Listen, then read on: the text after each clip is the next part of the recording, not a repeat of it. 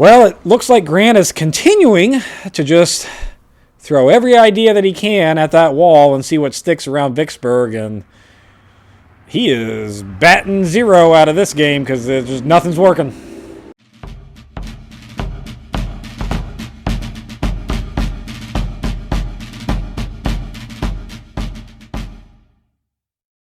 Hello and welcome to Civil War in Hindsight. I'm Lieutenant Tommy. With me, as always, is Prospector Johnny. And Johnny, it continues to be a rather quiet year so far, which I'm okay with. Okay. I'm okay with. That's fine. Totally okay with. Just, maybe the war is wrapping down. We're losing interest in it. I think the public is obviously losing interest in it. I've certainly had enough. Like, nothing seems to be happening or coming from it. And people are dying. Since it's been quiet, fewer people. I imagine, there's a couple skirmishes where 50 people died that we don't care about? Okay, cool. Something like that, yeah, pretty much. Well, we'll get into it, Johnny. It's going to open up on the 20th with Lincoln writing Major General Stephen Hurlbut, asking him, and I quote here, "What news have you? What from Vicksburg? Or what from the Yazoo Pass? What from Lake Providence? What generally?" Lincoln is just asking all of his higher commanders, do we know, what the hell is going on? Because nothing's happening, and he's kind of curious as to why nothing's happening. To which the reply is what I'm sure. Now, this is not a quote from Hurlbut, but I imagine what he's saying is, I don't know, we're literally trying everything we can think of around Vicksburg, and it's just not working. I don't know what you want from us. Throwing stuff on the wall, see what sticks. Yeah, this is just throwing everything on the wall and seeing what sticks. All the things that stick are not working. So there is absolutely no stupid idea, except for the ones that we've tried. Except all of the ideas didn't work. That have been. So it's all of them at this point have been stupid. Yeah. So speaking of those dumb ideas, Johnny, Union troops, Neil. You just need that one good one? Yeah. Union troops near Steele Bayou on the 21st are going to get harassed from Confederate sharpshooters. And the dirty Confederate land pirates are going to attack a train operating between Bolivar and Grand Junction. So that's getting old, too. It just didn't have security on the train, or... Well, it's we've got all these areas. We can't patrol everything all at once. We can't have an entire army. Can you put some guards everywhere on a train that'll actually shoot and so people trying to we've got these areas. Maybe we've got these areas of land that we've taken over from the south, and now we're occupying it. And we get the age-old conundrum of occupying, how many troops do you leave behind a city that you're occupying to make sure it stays safe? And what the dirty rebels are doing is a handful of them are going, well, there's 2 dudes over there, so we'll take the provisions from that store over there. Right, so the answer is enough so that doesn't happen. Perhaps. This seems like you would be able to answer this question after the first week of occupying a city, I think. Maybe. Yeah, well, it doesn't work. And it continues to not work on the 22nd when more dirty land pirates, Morgan's Raiders, of course, they're going to attack a federal garrison at Mount Sterling in Kentucky. So they just went and said, hey, apparently a garrison of 1,000 men, that's not enough. Any idea where Mount Sterling is? Is that I have no idea. As I edit this, I'll put up a little picturely map. I'm just curious about its proximity to Versailles. To you? Because now I'm in southeast Indiana. Kentucky's just a day's march away. Yeah, not that far. Yeah, you're really not that far. No, and you're only a day's march from that border. A vanilla safe space during this war. Safe zone? Maybe not. You went a little bit too far south in Indiana, I think, it might be the problem there. We'll see. Nothing bad yet. Nothing bad yet. Also on the 22nd, there's a skirmish at Blue Springs, Missouri, White River, Arkansas, which we've had several there over the last. This again, just soldiers popping off at the river across from each other. And Murfreesboro, Tennessee, which is where we had Rosecrans win not that long ago. There's still apparently a couple of dirty rebels hanging around that aren't happy about that. Sure. Making things difficult there. On the 23rd, Admiral Farragut and his remaining 2-ship fleet are going to bombard the Confederate batteries protecting Vicksburg at Warrenton, Mississippi.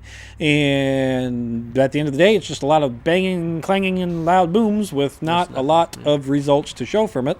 Confederates, once again, are going to announce that they're printing more money, Johnny. Oh, because that's what you do when you don't have enough. You just pay for things, and they don't. They're taking lots of loans from people, including France, but surely it's costing them more for the paper and the printing presses and the ink and supplies than that paper is worth. It's useless. We need to do a special. Just spending money they don't have to make money that is not worth anything. Yeah, we need to do a money special where we go over the different monies that were out there and then the inflation rates between both sides as this war goes on. Because we're in the North, we printed some greenbacks, and it's not doing great either. So maybe just printing paper money was a bad idea. Maybe just stick. That might be a bad idea. Yeah, it might be. It might be the better option there, Johnny. But if you don't have gold and silver, steal it. Print things that you say are worth something.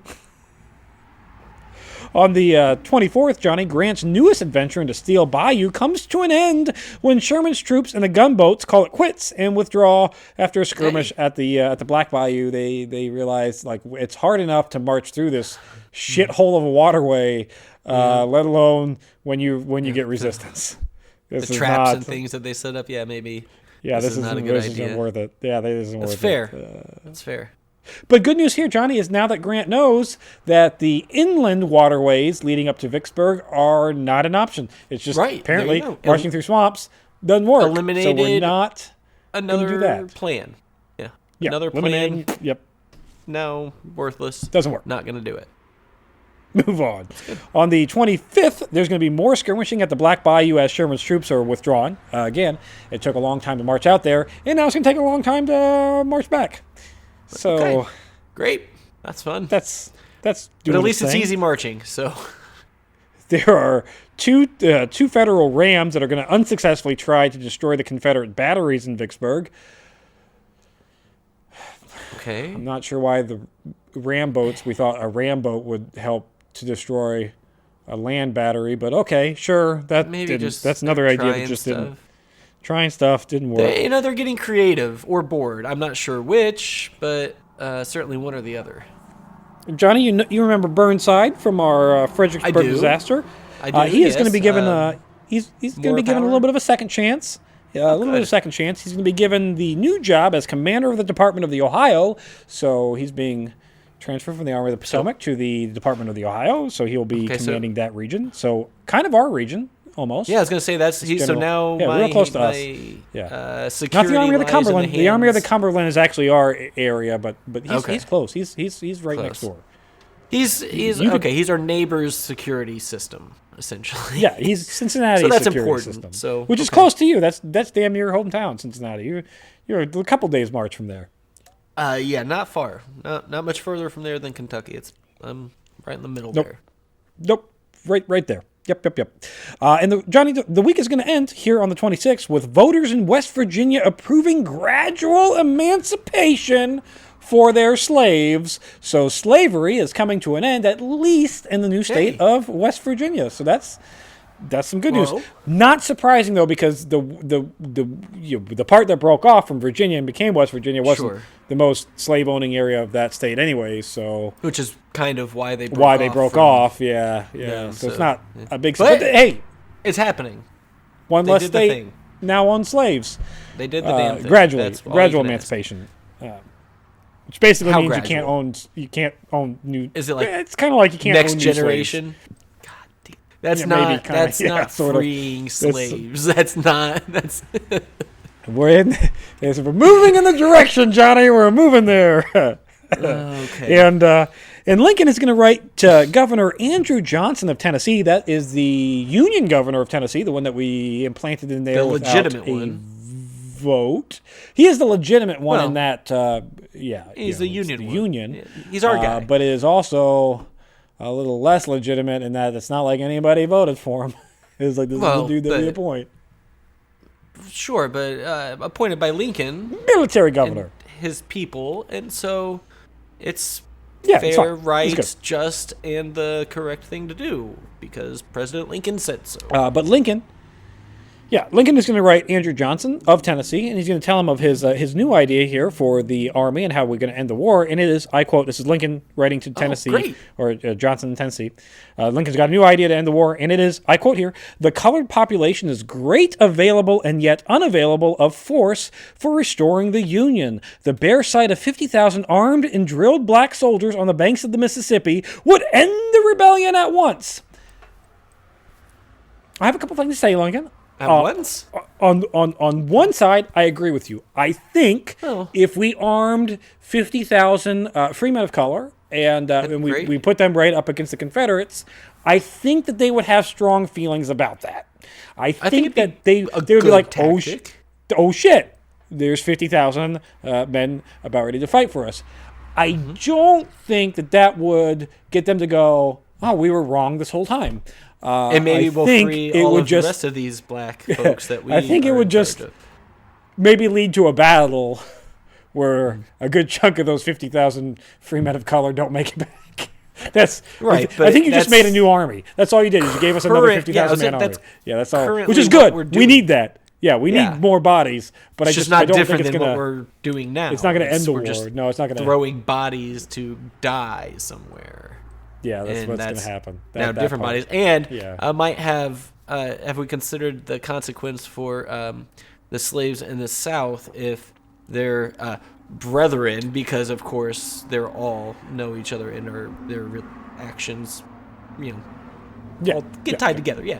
I wonder how the slaves back home in the South would fare with their masters learning that they're being fought. We do already have insight on that, in which the Confederate government said any white man leading a man of color is to be executed. So I think we know how that will probably go for slaves down there. Well, we're going to have to wait until next week to see if the Union starts to en masse. I mean, we've got some free men of color units out there, so we'll see if that becomes a normal thing. It gets en masse. See if it happens. We'll see if we ask them to do something other than dig ditches and serve food.